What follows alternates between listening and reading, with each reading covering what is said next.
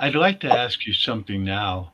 Um, I want to Yes. talk to you a little bit about writer's block because writer's block is that thing that's, you know, us writers, we own procrastination because we have our own special way of procrastinating, and it's called writer's block.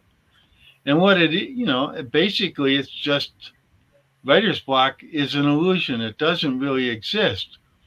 Our procrastination is there because we have some attachment to previous ways of doing things or some fear that if we actually write what we want to write, that it's going to be scary, that it's going to affect us in ways that maybe we're not ready to handle.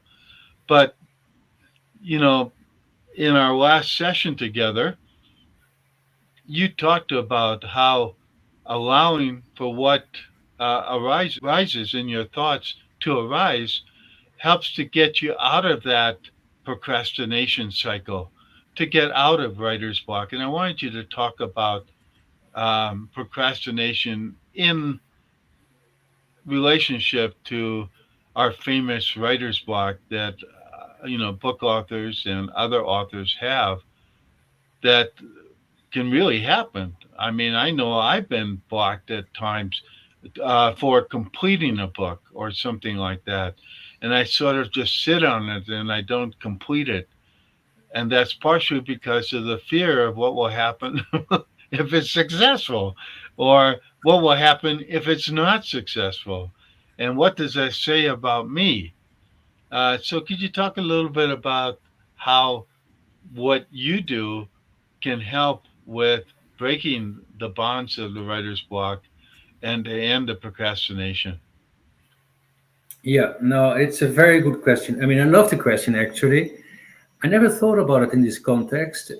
It's that is truly excellent. So we were speaking about the mind and the dynamic of the mind and having insight in how that affects our lives. So now writer's block is so for each and every person that can be completely different. For one person that could be that something happened in the process of writing.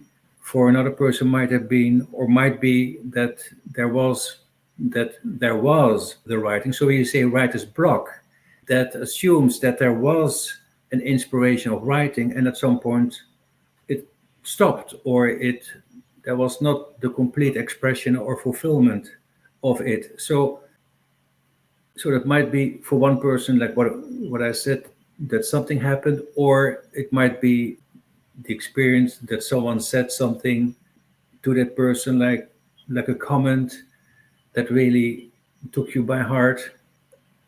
So whatever it is, whatever you might call, whatever the what happened was, then at some point you find yourself in this dynamic of the thinking that tells you all kind of things. It tells you, oh, you can't do this, and then because of that, then it speculates on the future that certain possibilities are then not available, etc., etc. So it is a dynamic of the thinking that is unleashed the moment that you consider picking up your pen or going to the keyboard and start writing. Now, the the response that most people have is to shy away from that experience, like that dynamic of thinking, which is like an escalating dynamic that creates an experience. And well, you could say the natural thing would be to shy away from it. So, so it is exactly that response that keeps it in place. And it is just because of not understanding the dynamic of the mind. In a way, you don't know that you don't know. When you start, so when you find yourself in the middle of that kind of an experience and you start reacting to that, or you make efforts for that experience not to be there, you would have noticed that, in fact, Whatever you were experiencing is only, well, you get more of it.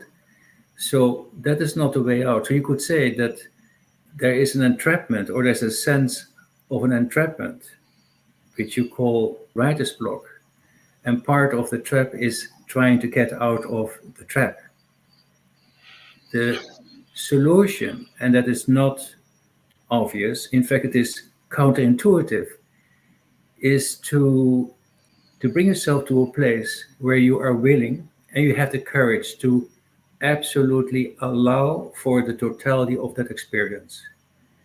Then what happens is you are no longer in a place where your mind is in opposition of what you were experiencing. And what starts to emerge is that there's an awareness where you start to see actually what happened, what is the truth about what happened, and also it becomes less personal. You become at some point aware of yourself inside of that experience that gives you clarity.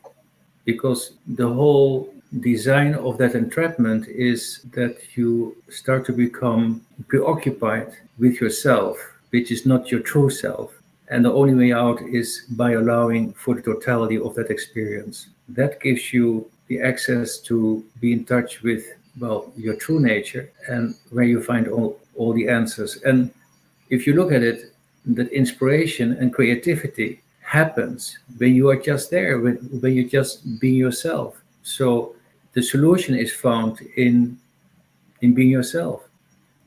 It's sort of like that. You don't, you know, most writers react to writer's block by either giving up altogether and not doing anything, or they're pounding and pounding against it to try to fight it because they think it shouldn't be there.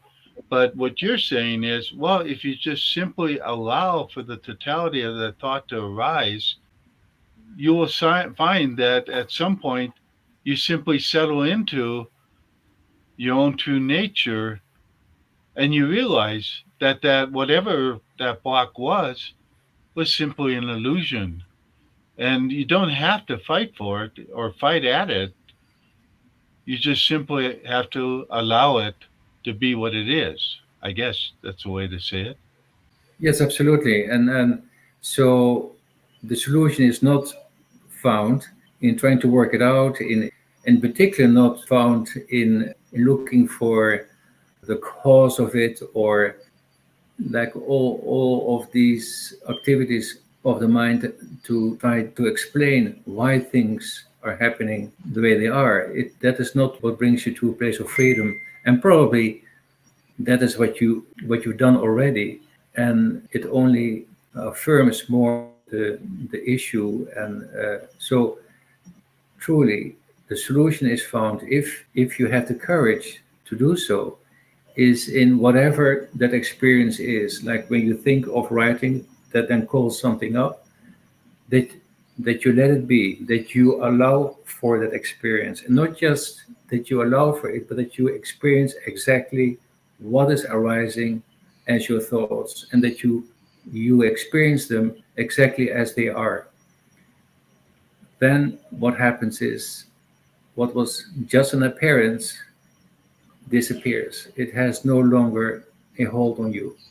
And that is what you want. You want for something, you want to be freed up in your attention. You want just to be in a place where you can just be in relationship to your writing. And the only way to establish that is that you let go, and that you allow for whatever that is that you call writer's block, that whole that whole experience. And once you let go of it, then it sort of melts away. It loses its reality for you, and you're going, "Oh, that was just a thought. I can do more. I can actually write whatever I want to write because there really wasn't a block." Yes, exactly. So the only way to get out of the entrapment is to realize that you were never entrapped. It was just an illusion. It was just an illusion. And you come to that place that it was just an illusion. It's just a thought. It's not reality. It's not your true reality, by allowing for the totality of it, and then experience it exactly as it is, which is not comfortable, but it brings you to a place where you realize, well, where you see it for what it is, and you see it exactly as it is, and that is where you find your freedom. And freedom is nice. Yeah, but freedom is part of to be creative, to, that you say, oh well, um, uh, because writing is not a linear process, so it is a connection to yourself that you call you upon and give expression to. So that is where you would like to be, in a place where you can just be yourself and give expression to what you find worthwhile. So And that's what you would do for writers. The way we express our true self is through our writing, our yeah, poetry, our fiction, our yeah, yeah, nonfiction, whatever it might be. And yeah, people, your potential readers, are going to like what you write much better when you write it from not a level of fighting with writer's block or things like that, but where you're allowing your mind to settle, to just allow the yeah. thoughts to arise, and then the block disappears and the clarity of thought increases. Oh yes, absolutely. So that is the magical process of writing. It kind kind of comes to you. It's not something that you can make happen on demand. It is a state of being inside of which something arises that is unique and beautiful. And so that is how you would like, well, you would like to be in a place, well, in fact, where you can just be yourself. Yes. Yeah. So I want to thank you, my friend, because we've been discussing for weeks with what we've been doing, how procrastination happens and so on. And I realized that, procrastination is just another name for what writer's block really is. And us writers, we're special because we have a special term for procrastination. But the reality is that writer's block happens to everyone, even if they're a plumber or a doctor or a Yeah. housewife, or whatever it Yeah. might be. Um, but we have a special name for it. But, there should be something like doctor's block or plumber's block or housewife block or teacher block, because why should writers own it? Yeah. But anyway, we do. We have a special Yeah. thing called writer's block. And I want to really thank you for helping to um, tell people how they can break that bondage of a writer's block, because it's really simply the result of an illusion that really doesn't and shouldn't have any hold on you.